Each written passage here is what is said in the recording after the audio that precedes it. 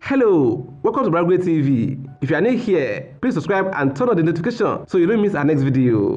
Biography of Hissène Habré. Hissène Habré is a Chadian politician who was the president of Chad from 1982 until 1980 when his government was overthrown by Idriss Déby. His coming to power was facilitated by France and the United States. Born in Fayalagueo, northern Chad, former colony of France in 1942 to the family of shepherds, Habré is from Toubou ethnic group. After finishing his primary school, he joined the French colonial government, where he was given scholarship to study political science in Paris at the Institute of Overseas Higher Studies. He graduated with a bachelor's degree as well as doctorate from the institute, returning to Chad in 1971, where he worked with the colonial government briefly before moving to Tripoli to join the National Liberation Front of Chad, Frontenac, as a commander with Gokoni Wade. The relationship between Habré and Gokoni did not last, and Habré went on with his armed forces of the north, becoming the commanding officer.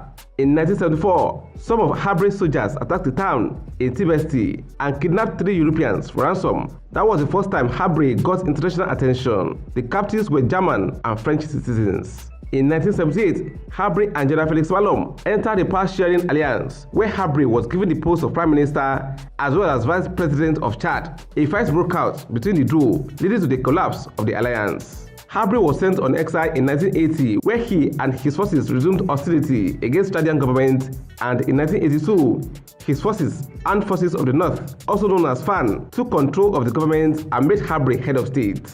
As he assumed presidency, Habré formed Documentation and Security Directorate, DSS, a secret police which he used to deal with his opponents. The DDS was notorious for torturing detainees with electric shock, spraying gas into their eyes, ears, and nose, forcibly putting their mouth on cars exhaust, and so on. His one-party government, like his predecessor, was marred by human rights abuses, rape, genocide, and other crimes. Habré fled to Senegal in 1990 with about $11 million of public fund when his government was toppled.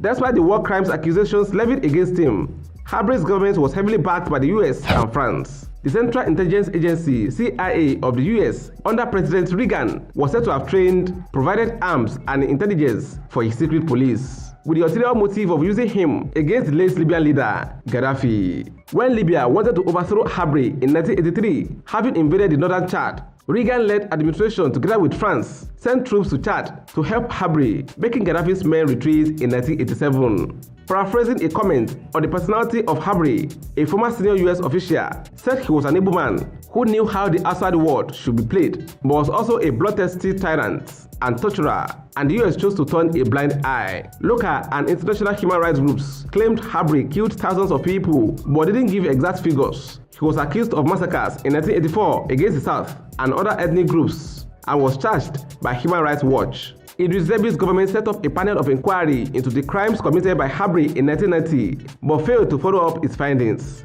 Several attempts to prosecute Habré proved abortive. His death sentence, given to him in absentia on August 15, 2008, in connection with allegations of trying to remove Idriss Déby from office by a Chadian court, did not stand. Bowing to pressure from different quarters, Habré was arrested in Senegal, where he had gone on exile, by the Senegalese police in 2013. The Senegalese constitution was amended to allow his trial, and a special court was set up for his case in conjunction with the African Union.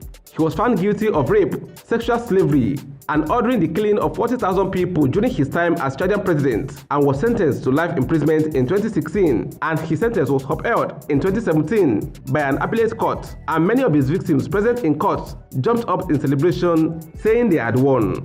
He married Fatima Rimonde.